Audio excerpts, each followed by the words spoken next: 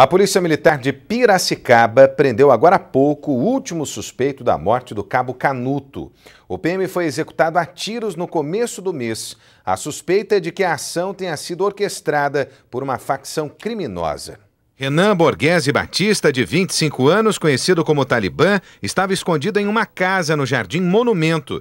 Ele teve a prisão decretada pela Justiça há 2 semanas. Outras pessoas que estavam com ele também foram detidas e devem responder criminalmente por dar cobertura a um foragido. O cabo Gercil Benedito Canuto foi assassinado com 17 tiros em uma farmácia no bairro Vila Fátima, onde trabalhava como segurança. Além de Renan, a polícia também conseguiu identificar a participação de Eric dos Santos Silva, de 23 anos, morto em um confronto com PMs no último final de semana.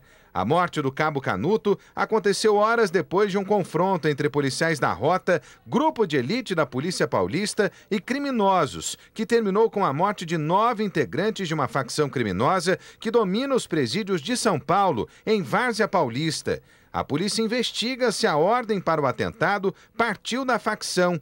Cartas apreendidas com traficantes da cidade de Piracicaba reforçam a tese.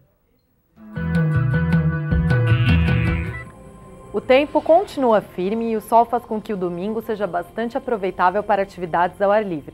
As temperaturas começam a subir aos poucos durante o dia. No entanto, a madrugada e o início da manhã continuam gelados. Em Jaguariúna, a máxima será de 25 graus. Em Campinas, de 28. Em Piracicaba e Amparo, os termômetros chegam aos 29 graus. E confira agora o que foi notícias que marcaram a região de Campinas esta semana. 220 crianças ficam sem aulas em uma escola municipal de educação infantil na Vila União, em Campinas. Bandidos invadiram o local no fim de semana e roubaram vários equipamentos da creche. O bando também provocou um quebra-quebra no prédio.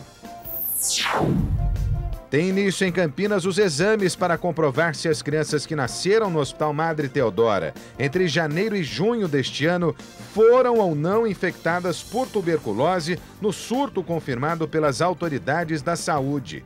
Ao todo, 354 famílias foram chamadas. O resultado deve sair na próxima semana.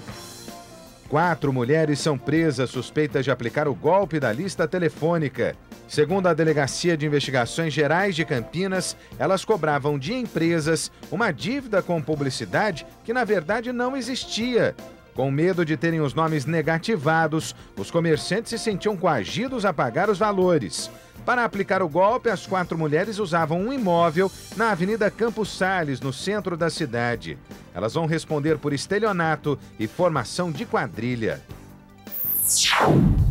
Operação da Polícia Civil de Nova Odessa prende integrantes de uma quadrilha especializada em aplicar golpes em agências bancárias da região.